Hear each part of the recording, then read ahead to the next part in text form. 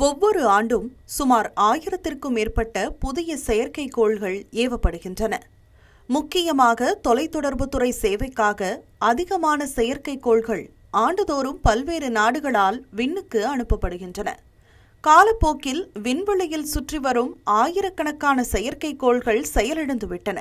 மேலும் எரிபொருள் தீர்ந்த பல செயற்கைக்கோள்கள் செயலிழக்கும் நிலையில் உள்ளன.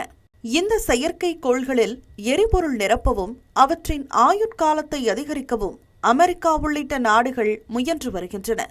விண்வெளியில் ஒரு பிரத்யேக எரிபொருள் நிரப்பும் சேவைக்கான செயற்கைக்கோளை இஸ்ரோ வரும் 12ஆம் தேதி காலை 10:17 மணிக்கு ஸ்ரீஹரிகோட்டாவில் உள்ள முதல் ஏவுதளத்திலிருந்து செலுத்த உள்ளது. இது 2026ஆம் ஆண்டில் இஸ்ரோவின் முதல் ஏவுதலாக PSLV-C62 2 ஸ்ட்ராப்-ஆன் பூஸ்டர்களுடன் கூடிய TL வகையை பயன்படுத்தும் 64வது PSLV பயணமாகும். தமிழ்நாட்டைச் சேர்ந்த ஆர்பிட்டைட் ஏரோஸ்பேஸ் என்ற ஸ்டார்ட் அப் நிறுவனத்தின் முதல் செயற்கைக்கோளான ஆயுள்சாட் விண்ணில் ஏவப்பட உள்ளது. EOS-N1 என்ற முதன்மை புவி கண்காணிப்பு செயற்கைக்கோளுடன் முதன்மையான தொழில்நுட்ப செயல் விளக்க கருவி உட்பட 18 துணை செயற்கைக்கோள்களையும் சுற்றுப்பாதையில் நிலைநிறுத்த திட்டமிடப்பட்டுள்ளது. தமிழில் வாழ்நாள் என்று பொருள்படும் ஆயுள்சாட் நீண்ட ஆயுளை நோக்கமாக கொண்ட ஒரு செயற்கைக்கோள் திட்டமாகும். 25 கிலோ எடை கொண்ட இந்த செயற்கைக்கோள் சுற்றுப்பாதையில் எரிபொருள் நிரப்புதல் மற்றும் செயற்கைக்கோளின் ஆயுளை நீட்டிக்கும் அதிநவீன தொழில்நுட்பங்களை நிரூபிக்கும் வகையில் வடிவமைக்கப்பட்டுள்ளது. பூமியிலிருந்து 800 கிலோமீட்டர் உயரத்தில் உள்ள சூரிய ஒத்திசைவு சுற்றுப்பாதையில் நிலைநிறுத்தப்படும் இந்த ஆயுள்சாட் எதிர்கால விண்வெளி எரிபொருள் நிலையங்களுக்கு ஒரு முக்கியமான சோதனைக்களமாக செயல்படும் என்று கூறப்பட்டுள்ளது. பூமியின் சுற்றுப்பாதையில் எரிபொருள் சேமிப்பு கிடங்குகள் என்பதே ஒரு புரட்சிகரமான கருத்தாகும். இது விண்வெளியில் எரிபொருளை சேமித்து செயற்கைக்கோள்கள் மற்றும் விண்கலன்களுக்கு எரிபொருள் நிரப்பும் சேவைகளை வழங்குவதே இந்த கிடங்குகளின் நோக்கமாகும்.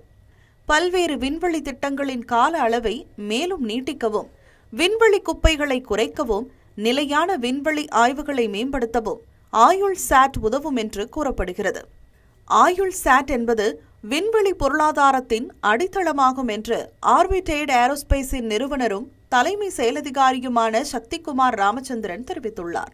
செயல்பாட்டில் உள்ள செயற்கைக்கோள்களின் ஆயுளை நீட்டிப்பதற்காக சுற்றுப்பாதை சேவை மற்றும் எரிபொருள் நிரப்புதல் தொழில்நுட்பங்களின் கவனம் செலுத்துவதற்காக ஆர்பிட்டைட் ஏரோஸ்பேஸ் நிறுவனம் $2 மில்லியன் அமெரிக்க அதிகமான முதலீட்டில் பெங்களூரில் 6500 சதுர அடி பரப்பளவில் ஒரு மேம்பட்ட ஆராய்ச்சி மையத்தை உருவாக்கியுள்ளது.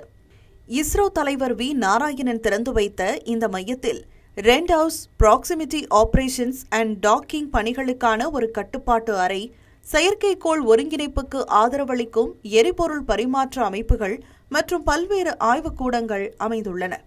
இந்தியாவில் உள்ள மிகப்பெரிய வணிக rent house, proximity operations and talking உள்கட்டமைப்பு இது என்பது குறிப்பிடத்தக்கது.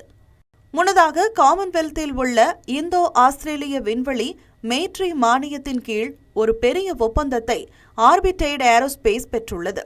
அதன்படி இந்தியாவின் முதல் standard interface for docking and refuelling port அமைக்கும் உரிமை பெற்றுள்ளது. இது விண்வெளியில் இந்தியாவால் உருவாக்கப்பட்ட டாக்கிங் மற்றும் எரிபொருள் நிரப்பும் தொழில்நுட்பத்தின் முதல் வணிக ரீதியான பயன்பாடு என்பது குறிப்பிடத்தக்கதாகும். ஏற்கனவே கடந்த ஆண்டு தொடக்கத்தில் இஸ்ரோவின் ஸ்பேடெக்ஸ் திட்டத்தில் விண்வெளியில் 2 செயற்கைக்கோள்களுக்கு இடையே இணைப்பை வெற்றிகரமாக செய்தது இந்தியாவின் முதல் சாதனையாகும். மேலும் 2027ஆம் ஆண்டுக்குள் சுற்றுப்பாதை எரிபொருள் நிலையங்களாக செயல்பட டேங்கர் செயற்கைக்கோள்களின் தொகுப்பையும் இஸ்ரோவுடன் இணைந்து ஆர்பிட்டைட் ஏரோஸ்பேஸ் உருவாக்கி வருகிறது.